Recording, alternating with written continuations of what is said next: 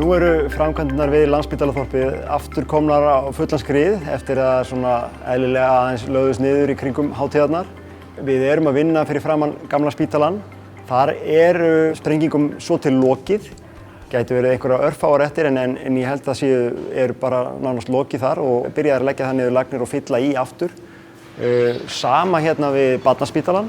Þar er sprengingum lokið núna og við erum þar líka bara farnir að leggja niður lagnir og fylla í.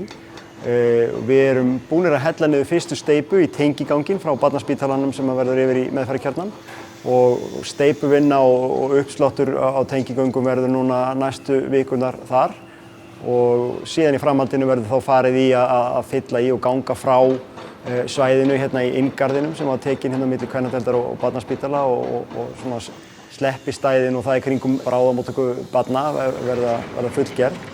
Verktakinn er búinn að taka undir sig meira svæði fyrir neðan gömlu Hringbraut. Við erum að losa þar ofan að klöppinni stærra svæði núna, nær BSI og við erum að byrja að sprengja þar núna niður klöppina og búin að taka þar nokkrar sprengingar þar.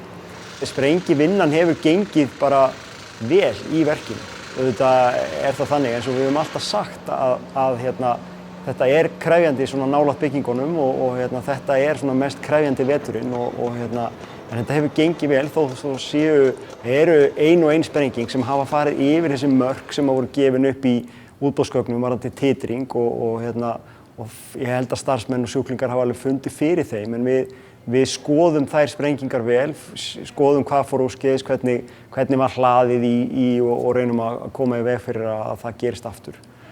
Núna á næstunni erum við svo líka að fara í að fullgera gatnamótin við Laufásveg og gömlu Hringbraut. Það er ansi mikil breyting á þeim gatnamótum og verktakinn mun fara í það og verða í því núna svona fram í febrúar. Og 8. febrúar er svo áætlað að loka gömlu Hringbrautinni. Og þá fær verktakinn það undir og fer að vinna þar grunninn fyrir meðferðarkjarnann á því svæði.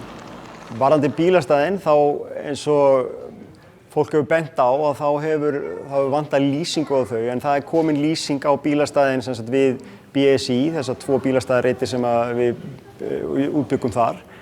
Nýtingin á þeim stæðum var mjög léleg fyrir áramót en hún er betri núna en við þurfum samt að ná betri nýtingu á þau staði og við heyrum af því að það er fólk sem er bæði sjúklingar og starfsmenn sem eru svona hringsóla hérna í kringum byggingarnar og meðan það eru ennþá laus stæði þar niður frá þannig að ég vil bara benda fólki á að fara bara þangað niður til og leggja þar.